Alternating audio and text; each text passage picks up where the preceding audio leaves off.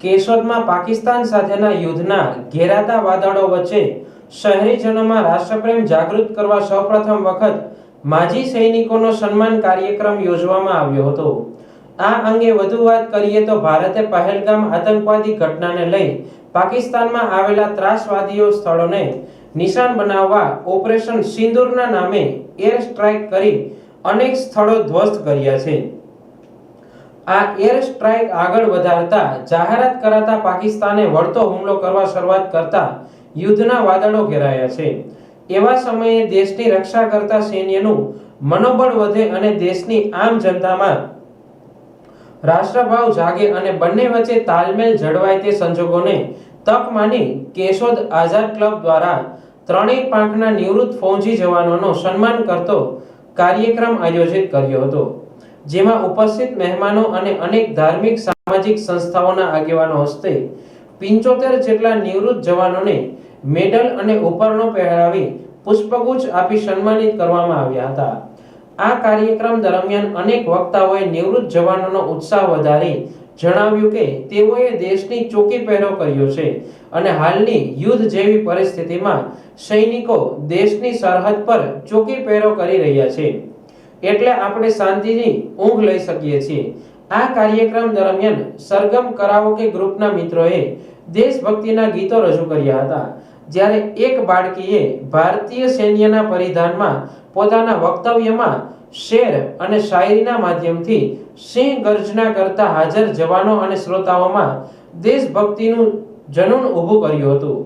લોક સાહિત્ય કલાકાર પ્રવીણદાન ગઢવીએ તેમની લોક સાહિત્ય કલા પીરસી દેશ માટે આઝાદ થયેલા સ્વાતંત્ર્ય સેનાનીઓ અને તેમના દેશ પ્રત્યે જનૂન ઊભું કરનારા કવિઓ અને લડવૈયાઓને યાદ કર્યા હતા, જેને દેશ ધર્મ સ્ત્રીઓની લાજ બચાવવા અનેક બલિદાનો આપ્યા એવા સામાજિક ધોરણે શબ્દ પ્રયોગ કરાતા પૂજનીય ગણાતા પાડિયાઓ અને સિંદૂરને યાદ કરી જવાનો અને શ્રોતાઓમાં દેશ પ્રેમ અને જનૂન જગાડ્યું હતું। જય હિન્દ, જય ભારત। મારું નામ વિરડા એમએન, તલાટીનું પ્રમુખ કેશોદ અને માજી સૈનિક। આજરોજ આઝાદ ક્લબે જે અમારા સૈનિકો માટે સન્માન રૂપે આ કાર્યક્રમ કર્યો। ખરેખર તો જે સૈનિક આવે છે અને એને લોકો ભૂલી જાય છે, પરંતુ જે આઝાદ ક્લબે આજરોજ અમારું સન્માન કરી અને અમારા માટે પાછી દેશ ભક્તિની ભાવના જે જગાવી તે બદલ આઝાદ ક્લબના પ્રમુખ અને આઝાદ ક્લબનો ખૂબ ખૂબ આભારી છું। જય હિન્દ, જય ભારત, વંદે માતરમ। શહેરમાં સૌપ્રથમ નિવૃત્ત ફૌજીના સન્માન કાર્યક્રમને સૌ કોઈએ બિરદાવ્યો હતો। આ પ્રસંગે ધારાસભ્ય દેવાભાઈ માલમ, પાલિકા પ્રમુખ મેહુલભાઈ ગોંડલિયા, નાયબ પોલીસ અધિક્ષક બીસી ઠક્કર, ઇન્ચાર્જ ટીડીઓ સહિત અનેક મહાનુભાવો હાજર રહ્યા હતા। આઝાદ ક્લબ આયોજિત આ નિવૃત્ત ફૌજી સન્માન કાર્યક્રમ સફળ બને અને આયોજનમાં તેમનું આર્થિક, શારીરિક, માનસિક યોગદાન રહ્યું તે તમામ દાતાઓને યાદ કરી ઉદ્ઘોષક ભૂપેન્દ્રભાઈ જોશીએ સફળતાપૂર્વક કાર્યક્રમનું સંચાલન કર્યું હતું। આ પ્રસંગે આઝાદ ક્લબ પ્રમુખ હમીરસિંહ વાળા અને સદસ્યોએ હાજર તમામ મહેમાનો અને શ્રોતાઓ પ્રત્યે આભાર પ્રગટ કર્યો હતો। હું ડૉક્ટર હમીરસિંહ વાળા, પ્રમુખ શ્રી આઝાદ ક્લબ કેશોદ।